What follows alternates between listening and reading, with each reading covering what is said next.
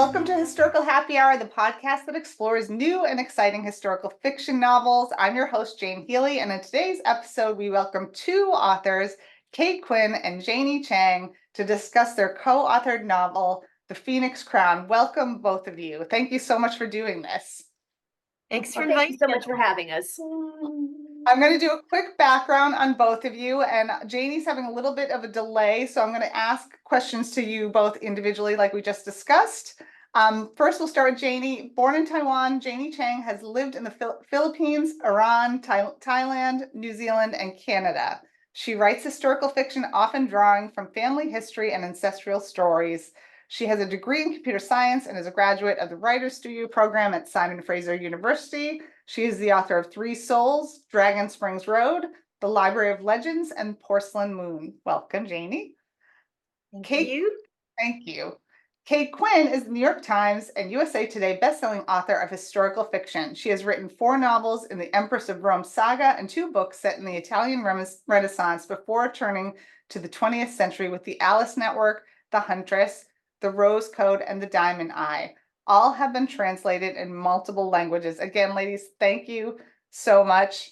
My husband's checking in from sunny Florida. Everyone in the webinar chat, just tell us where you're from, and I'll take questions after I ask my own questions. Why don't we start with you, Kate? Talk about the premise of this novel and how you two came together to collaborate and write this story, which I loved, by the way. I'll hold it up. Well, it was something that I had been wanting to write for a while. The idea of a book that's centered around the 1906 San Francisco earthquake. You know, it's one of the biggest natural disasters in United States history.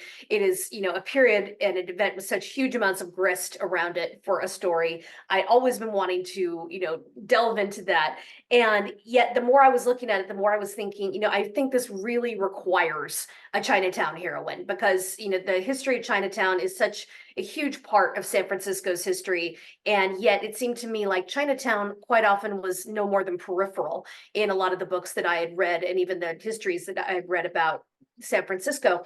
So I ended up, kind of crossing my fingers and calling Janie and saying, it's like, would you be interested maybe in writing this with me? I mean, is this, because when you're asking someone to commit to writing a book, I mean, it has to fascinate them as much as it fascinates you. So that's where I really crossed my fingers there. And fortunately, I mean, she pretty much said, okay, give me 10 minutes on Wikipedia and I'm going to look at this history and see if I can see if it starts to grab me. And I think she called me back within 5 because there is a lot of grist for a Chinatown heroine there. And we really ended up really starting off with the whole idea that Janie would create one heroine and I would create another. And we were just going to throw these 2 very different women together and add an earthquake and stir. And that's pretty much how the whole thing began. Excellent. That actually is a good segue to a question I had for Janie next. It's The Phoenix Crown is primarily told from 2 perspectives, and one is from Feng Suling and the other is from Gemma Garland. Now, Suling is a young Chinese woman, a talented embroideress living in Chinatown, trying to avoid being sold into an arranged marriage by her uncle. And this is 1906, but that was not uncommon. So how did you come up with the character of Suling? It was such an interesting time because when we're writing fiction, we look for conflict. If there's no conflict, there's no story, right? Because there's nothing to resolve. And as it turns out, that was the era of the Chinese Exclusion Act. So the Chinese immigrants who are already in the U.S. were not allowed to bring their families or their wives or their children over. And also, Su Ling was very interesting because she was that first generation of Chinese who was born in the U.S. So she was an American citizen. But the conflicts in her life were dual in that she was being pulled by her culture and her community of Chinatown at the same time that she had been educated at mission schools by American school teachers. And she could see that there were other options for women living in America, that they could have careers, that they did not have to marry the guy that their family picks out for them. And I actually did some reading about young women who'd grown up in Chinatown at this point in time. And there were a couple of pretty interesting examples. And while she is not based on any one of those characters, I could see what the different challenges and the different conflicts, and the sort of the cultural obstacles she would have to overcome in order to find her own way in this world, in order to find some, like figure out who she was in terms of identity, and also to be self-sufficient as much as she could.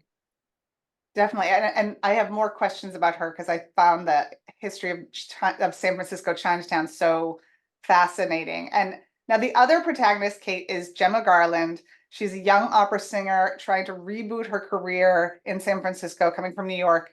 And Kate, I know you're a trained opera singer, so I really need to hear like the inspiration for this character, because it must have a little more close to home than some of your other characters.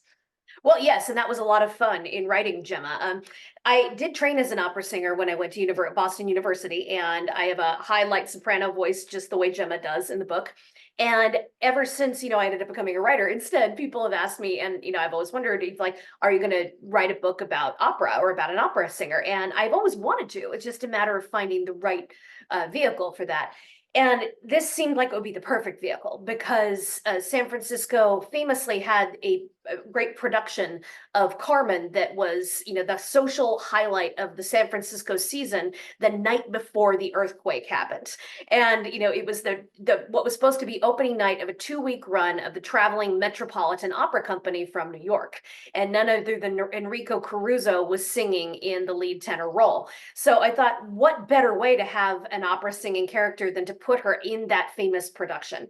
And so I decided, I came up with Gemma. She's an opera singer in her early 30s. She's had some very bad luck. Although she has a glorious voice, she's not a star yet due to various bits of bad luck in her past. And she's really coming to think of this journey to San Francisco because she's joining the traveling Metropolitan Opera Company as the newest member of the chorus, as a way to reboot her career and to turn over a new leaf and just get that stroke of luck that any performer needs if they are going to make it out, from the ranks of the chorus into the spotlight as a star.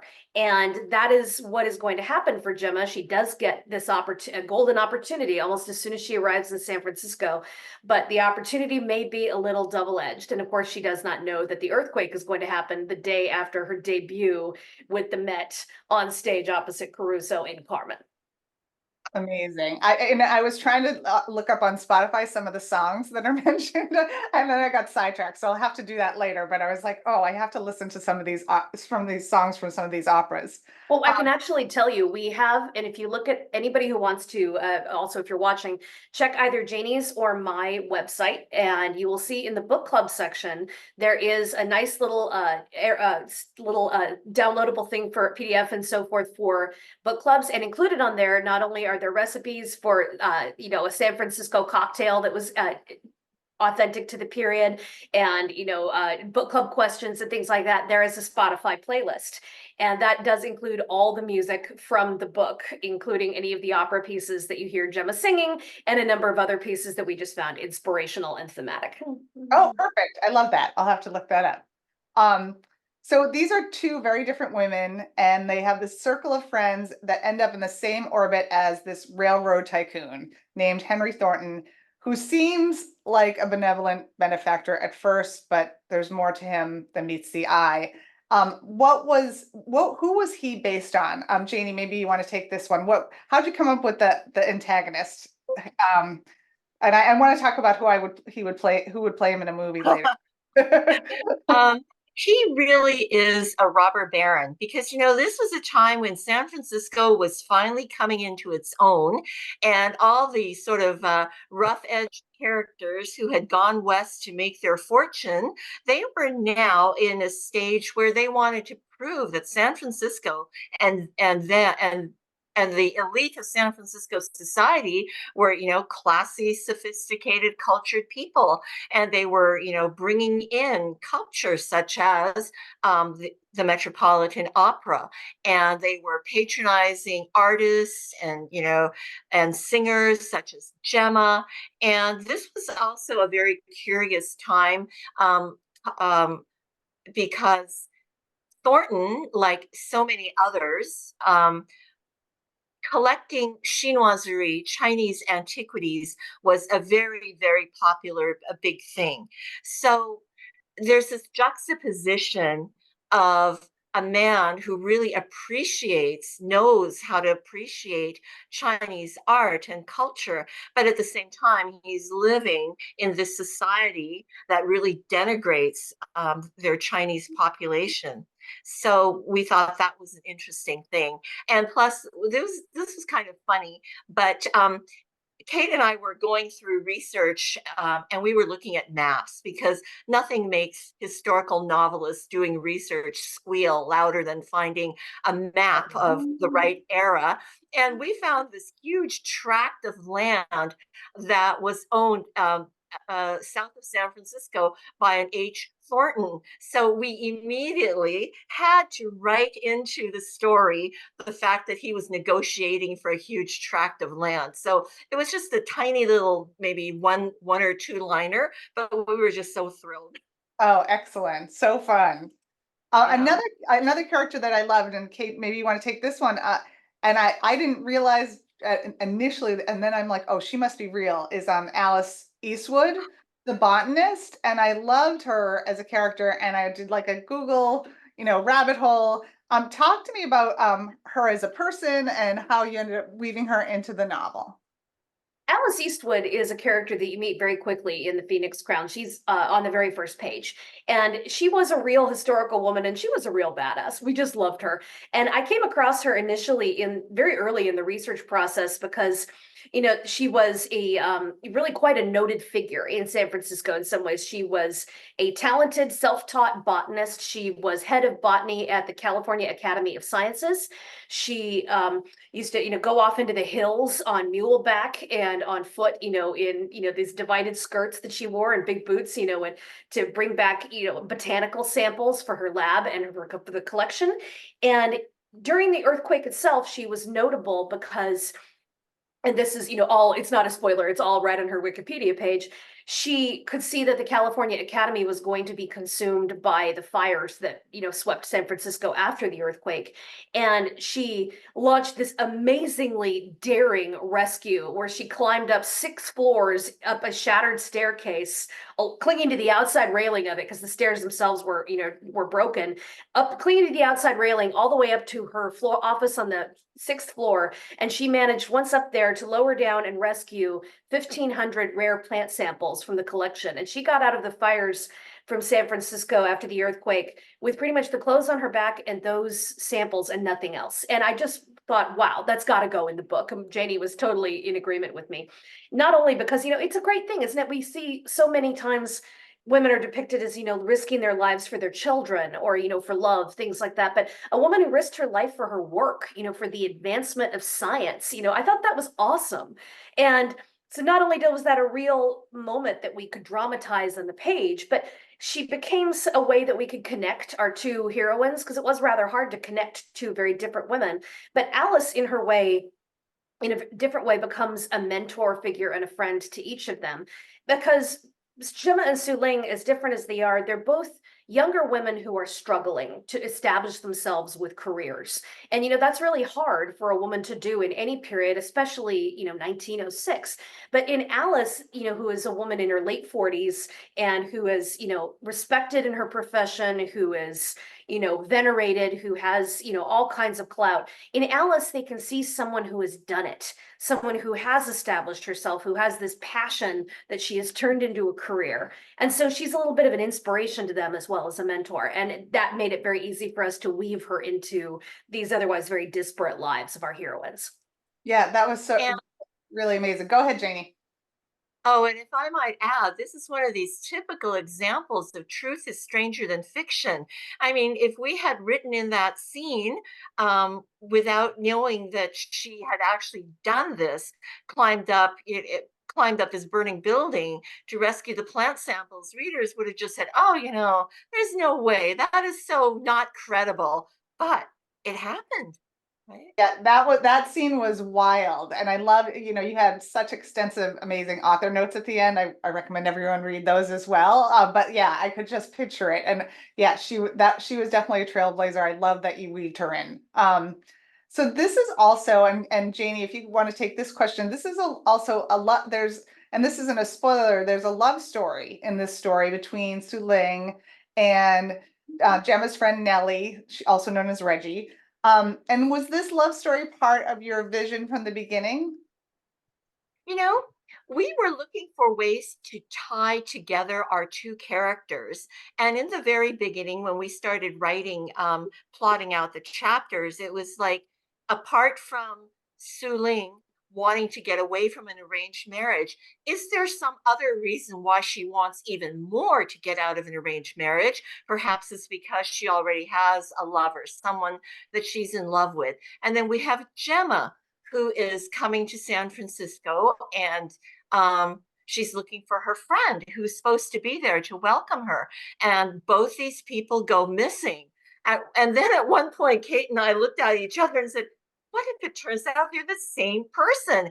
And that gives both of them even more impetus to get together, to try and solve the mystery of this disappearance, and to have even more of a reason to bond. And it, you know, it was one of those moments in putting together a plot where something just clicks and you realize this is the right thing to do for the story. Oh, so great. Um, Mhm. so great. I want to talk, this is a meticulously researched novel. I love research. And again, I mentioned your notes in the back. Talk to me, maybe Kate, you can start about your research process. Did you divide and conquer? Did you work together on it? You know, I'd love to hear about that. Well, we did take a research trip together to San Francisco, and we absolutely divided and conquered. We had everything broken down on a spreadsheet, you know, what collections we would see, what archives we would try to get into, what hours things were open, who we would have to apply to, which was a little difficult. It was as COVID was sort of opening and shutting things, so not everything was open. So we had it broken down to, all right, we have 90 minutes exactly to go to this house. And then we have, you know, half an hour to drive to this collection and be able to see the vintage photographs there until 5 p.m. exactly. So we had it broken down, and we were doing all these asks, you know, so we would make sure that we split the work up. I think our one of our most notable moments was we were trying to see the Flood Mansion, which was, you know, one of the few surviving Nob Hill mansions that survived the fires. And it's a private club now that's only open for private events. So we actually had a plan at one point. It's like, do we pose as brides who are looking for a wedding venue? Could we do this? And it's like, it's even that wasn't going to work. But we would have done it. You know, we managed to get some other uh, tours of some Gilded Ages mansions that gave us the information we needed, but we were ready. You know, we were committing to our research there. And the other thing that I want to add was it's such a pleasure doing research trips with another historical novelist, because never is it do you ever have to hear the words, how much longer do you want to spend in this museum? You know, as you do when you're dragging husbands through these places. Totally. Very true.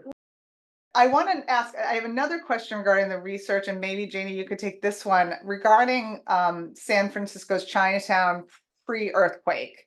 Because there's a couple facts I'm going to read from your author's notes that were stunning to me. So, Chinatown was warped by unfair laws and racism, and you certainly show that in the novels, some of how brutally awful the Chinese people were treated. This stat was unbelievable to me. 15,000 Chinese residents lived and worked inside of 20 square blocks. And 90% of the population was male, which unfortunately resulted in things like the trafficking of women and girls. Did you know that much about San Francisco's Chinatown pre-earthquake before writing this story? Did you know much about the history? I knew that, like other Chinatowns, San Francisco's Chinatown started as a way for Chinese immigrants to provide each other with mutual protection.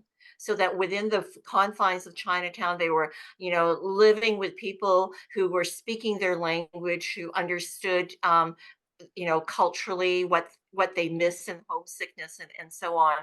And then when I did some more research, it became also obvious that some of the things that the media and politicians were saying to vilify the Chinese population, such as, oh, it was so unhygienic. Well, that's because they were living, in very, very crowded conditions, because white society in those days almost did not let them leave Chinatown. So they were sort of trapped in this, what was essentially a Chinese ghetto. So no, I didn't know any of that. And then once you read about the impact of the Chinese Exclusion Act, you understood why there were Chinese pimps and traffickers and white ones who were bringing in women and girls under the radar, not that there was radar back then, to work as prostitutes and also as bonded servants.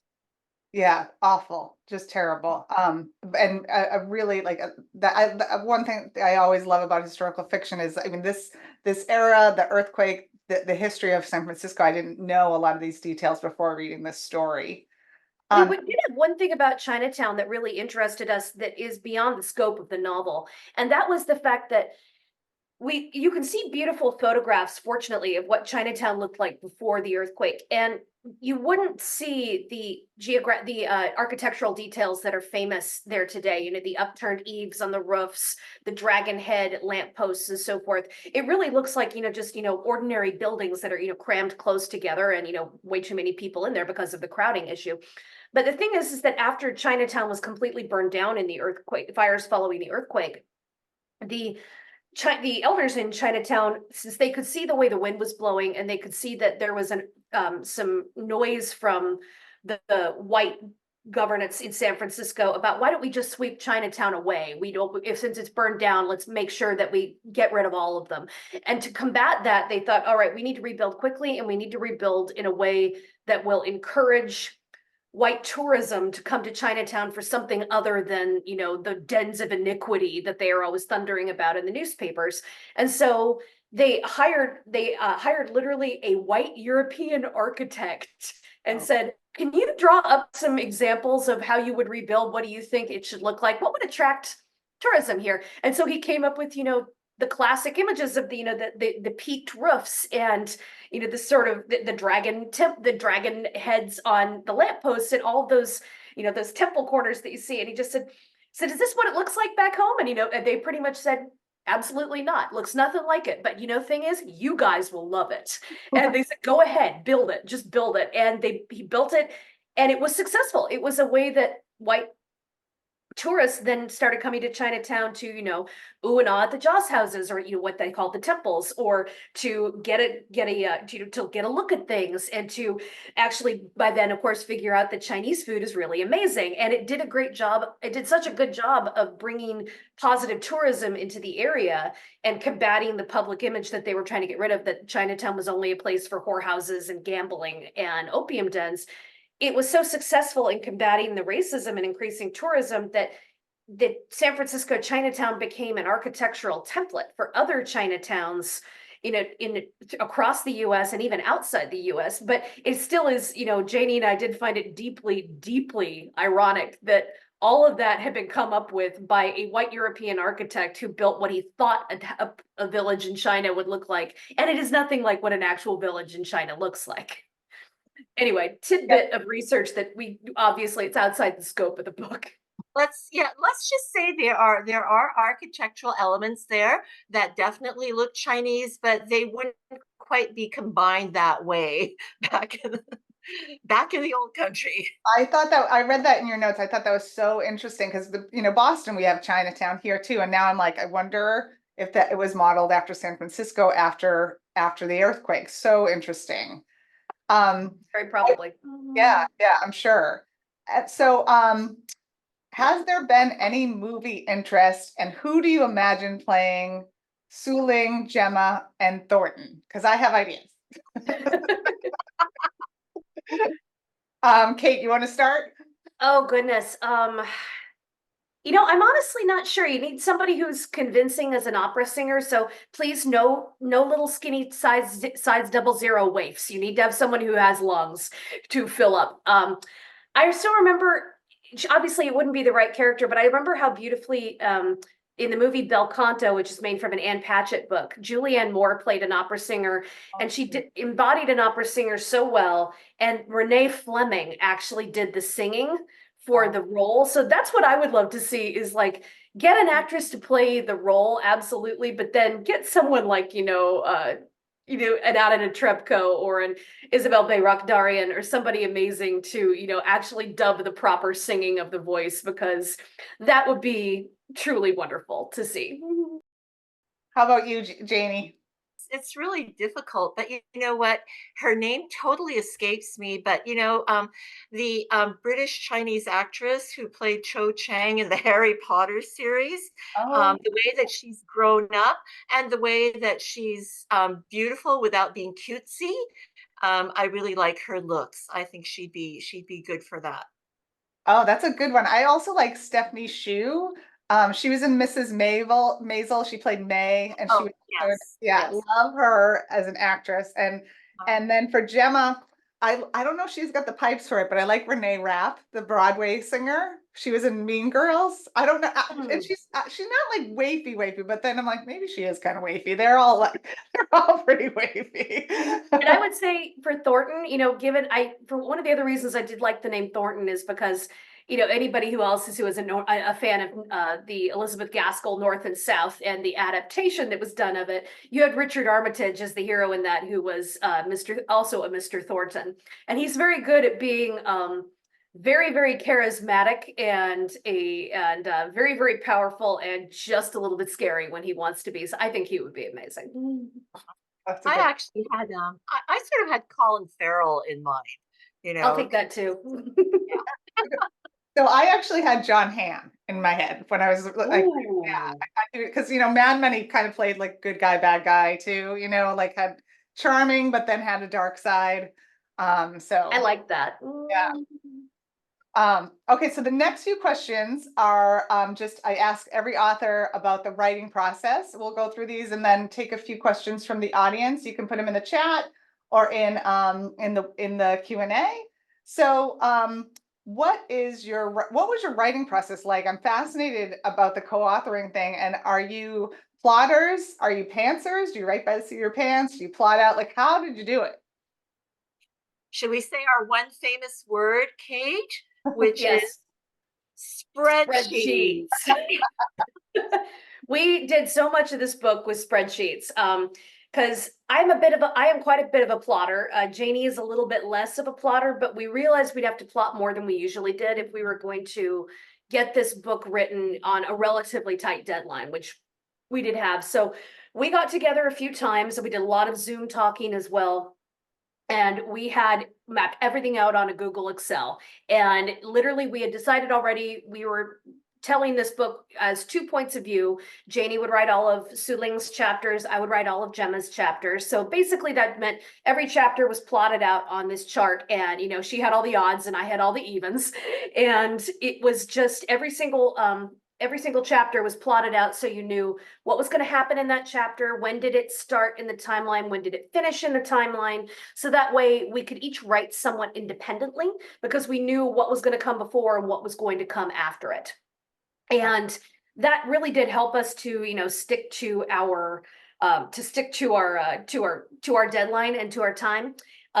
We approach this as well with just a great deal of respect. There was always the feeling like this is our book, but Janie's chapters are her chapters and mine are mine. And so therefore we, when we edited each other, we didn't just randomly start rewriting each other's words. It was always, why don't we increase the pace here? Or I think we can get them to the house a little quicker here. Or, it was things along that line. Or when we had each other's heroines talking in each other's scenes, I would say, I want Su Ling to say something like this here. Why don't you just go ahead and fill in the brackets what you think she would say? Or, Janie might tell me, hey, I think that, so-and-so might, Su Ling might actually react much more strongly in this situation than you have her reacting. And I would say, okay, let me redo that and let me know if this works better. And that really helped the characters sound consistent regardless of who was writing them. Yeah. And it was actually really, really important to us. Aside from plotting and writing a book that we thought readers would enjoy, we wanted to still be friends and still be speaking to each other after all this was over. So the sort of row by row, chapter by chapter plotting made sure that we were in agreement with what the story had to be. And then the way that we were reviewing and editing each other's chapters in a respectful way, just sort of not redlining through everything, but offering suggestions and comment bubbles. That also really, really helped. And it got pretty exciting, you know. I mean, as writers, you can feel very, very vulnerable letting someone see a awful first draft of your chapter. But after a while, you know, we sort of trusted each other, not and we sort of got really excited. It was like we were lobbing tennis balls across the net at each other. Here's my chapter, here's your chapter. And I couldn't wait to see what Kate had come up with, and she couldn't wait to see what I had done, making use of some of the details that she'd thrown into her chapter. So it turned out to be really, really positive, and I would attribute that to careful plotting, and also the fact that neither of us are morning people. Nice. And I've got to imagine, you must have had a pretty, having each other as like beta readers, editors, you must have had a pretty tight draft by the time you handed it into your editors. Did you feel like you did? Yeah, I think we did. We were because we were editing as we went. I saw in the chat a question there about did we see each other's chapters and revise so it flowed? Yeah, we did that constantly. As soon as we were done with every chapter, we were uploading it to a shared Google Drive so the other person could read, and then we would talk about anything that needed to be changed or dovetailed between our chapters. So that kind of editing was happening throughout the entire drafting process. And by the time we were done, we had a pretty tight draft. I mean, we so which was good because we had, again, a rather tight deadline, and that really did help with it. Awesome. Um, the next question, Janie, why don't you take this first? How do you balance between fact and fiction in your storytelling? And are there any strict rules you adhere to overall? Well, fortunately, both Kate and I want to stick to the facts as much as possible. But, you know, since we're all historical fiction lovers here, we also know that not everything goes into the historical record. So there's a fair amount of gray area, and that gray area is our playground. It's where we can fictionalize, it's where we can write dialogue that we think might have happened, it's where we can sort of play with timelines a little bit. We know A happened at this time, and we know B happened at this time, but nobody knows exactly what went on between those two timelines. We also we go for what our friend Jennifer Robson calls the plausible and feasible, which is it possible, feasible that this could have happened in that era, in that timeline? And then is it plausible that the characters that we have created would react in such and such a way? So that's kind of the guidelines that we use. I think I heard Jennifer Robson. Did you say Jennifer Robson? Yes, On a absolutely. panel say something like that. And I'm like, yes, that's exactly it. Yeah, I remember that quote. Did you want to add to that, Kate? Or No, I think that really is what we were looking at. It's like I always tend to view it as the historical facts are the framework, and then you start with that always. What the historical record is, what do you know, and then you hang the fictional elements from the framework after you're done, sort of figuring out what you can use. Yep, excellent.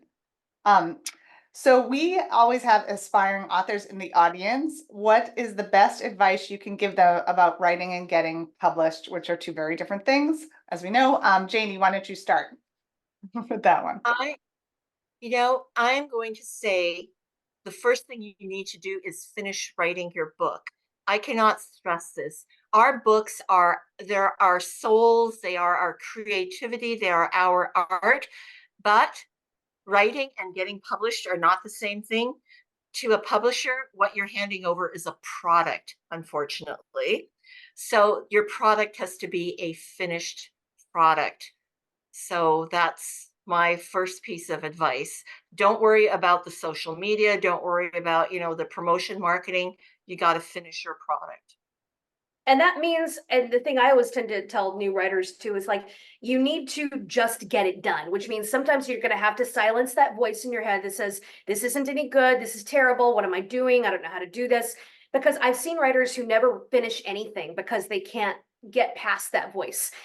But the fact is that, and this came, I think, from Nora Roberts, who said something along the lines of, I can fix a bad page, I can't fix a blank page. It doesn't matter how bad it is, get it down, because you can always fix it later. You can edit it, you can make it better, but you are not going to get anywhere if you don't get it down. So you have to silence that voice. You have to give yourself permission to be bad. Your first draft will be bad. It's fine. Everybody's first drafts are bad. Our first draft is bad. Mine are terrible in my own books. So you get it down, you let it be bad, you fix it later, then you finally have a product that you can start working with. Excellent advice. Excellent. So to wrap up before I take questions from the audience, if you're ready and feel like talking about what you're working on now and the best way for readers to keep in touch with you. Janie, why don't you start? So this was quite the amazing deadline for the Phoenix Crown, because Kate and I were both working on other solo books, and then Phoenix Crown sort of got dropped into the middle of the schedule. But I am right now trying to finish off the first draft of my next book, which is called The Fourth Princess. And it is a Gothic novel set in Shanghai before the First World War. And so there is a mysterious mansion with a terrible secret. There are two young women who go there and start uncovering strange happenings in the mansion. And if all works out, this will be The Fourth Princess will be released in May or June of next year in 2025. Yeah. I actually have another book coming out this year, and that is coming out July 9th. It's titled The Briar Club, and it is the story of an all-female boarding house in early 1950s Washington, D.C. So we are talking the McCarthy era, Red Scare, the Cold War, the Korean War, the Lavender Scare, the end of the Women's World War II baseball leagues, really all kinds of great and interesting stuff. So I really can't wait for this book to hit shelves. I'm very excited about it. Congratulations to both of you. Those both sound amazing. So questions from the audience. This is a good one from Melissa. Have either of you ever experienced an earthquake? I grew up in Southern California. Yes, I have. I have been through many. And as is usual for Southern Californians who spend your entire life living on a San Andreas fault, you get very blasé about them. I'm kind of locally famous in my family that a really big one hit when I think I was about 9 years old. And I read through it. I literally didn't realize that like a 6-point earthquake was happening because I was reading at the time. And, in my defense, it was a very good book. I wish I could remember what it was now, but I was only about 9. And but it is one of those things you just learn to live with it. Every place has their natural disaster that we are unnaturally blasé about, and earthquakes is mine. They can be a little, it's weird to feel because you literally feel the earth swinging under you like a hammock, and that's an odd feeling to say the least. But I tend to shrug that off and you head for a doorway. I do remember when I moved to Maryland, they had a relatively big earthquake for Maryland the week I arrived there. And it was hilarious because I was at the gym when it happened and everybody was diving under tables and shrieking. And there I am standing in the middle of the room going, it's like, this isn't even a 5-pointer. This is what we used to stir your coffee in San Diego. Oh, that's funny. What about you, Janie? Well, I lived in New Zealand for 3 years, and that is an island nation that's constantly rocked by earthquakes.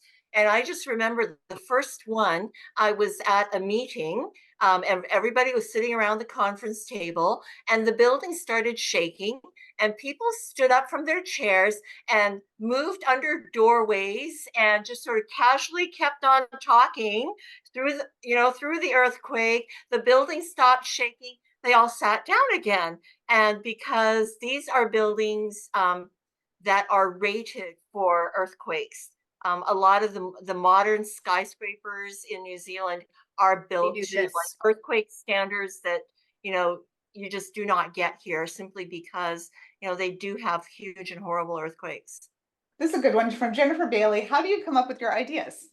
Oh my goodness. When you are an author and you're a storyteller, it's like how do you bat those ideas out of your head? Every time we're writing a book, there's always like 4 or 5 other shiny ideas that are going around in your head, especially when you hit the 40,000 word doldrums where you think, this is the worst thing I have ever written.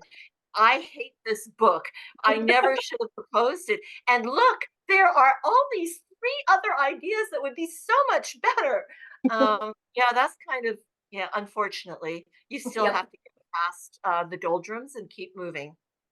I have new ideas all the time, and it can come from anywhere. It can come from books I'm reading, movies I'm watching, random, snippets that come across my internet scroll, anywhere. And I literally keep a file on my computer that is decades old, which is just called plot possibilities, and that's where I drop in like little 2 sentence. Book ideas that came to me in the shower, or like an interesting article that might be the seed of a book someday.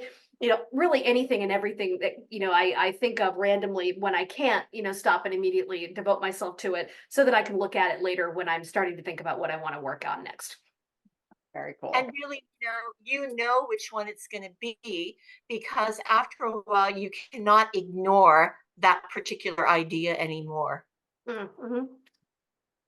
And do you find that sometimes you've had to like sit on an idea for a couple of years and have it percolate, and then it's time? Like I feel like sometimes like it's not ready yet, and then it needs to cook. I don't know. Do you find that sometimes? All the time. I had the idea for uh, the Phoenix Crown, writing about the San Francisco earthquake. I was having that idea back, like 2015, 16, something like that. And it went through a bunch of different iterations, and it kept losing bits, and then some bits went off into other books instead. And then that was one of the reasons that had this big hole in the middle. And that was what made me think, it's like the Chinatown heroine. That's what this is missing. That is like the piece that this book wants. And, but that idea sort of sat around in my files, sort of changing and multiplying and doing, transmogrifying periodically, for quite some time. I've had a lot of ideas that have, some of them been in there for years. Interesting. You too, Janie? Yes, I mean, and I always start, well, for the past few years, I've meant to send in a story proposal about a particular woman in a particular era in Chinese history, but then other stuff keeps getting in the way, like the Phoenix Crown or the Porcelain Moon. And it just makes me wonder if perhaps that particular story idea is not yet ready. So. Yeah, yeah. Interesting. Ellen Eddington asks about the audiobook narrator. She said she discovered her favorite audiobook narrator through your books, Kate. Saskia Marveld. Am I pronouncing that right? Marveld? Marlavelt, yeah. Yeah, yeah. Do you did you have a choice in who narrated this particular book? Do you have a choice usually? Do you get samples, or are they just like, here's your audiobook narrator? I actually first encountered Saskia when they showed me some audio clips for the last 2 narrators that the 2 narrators they were considering, and said, "Do you have a preference either way?" And I really liked Saskia's voice, so I put my vote in for her, and they did go with her. And she did such a phenomenal job. I asked for her with every single book I've had since.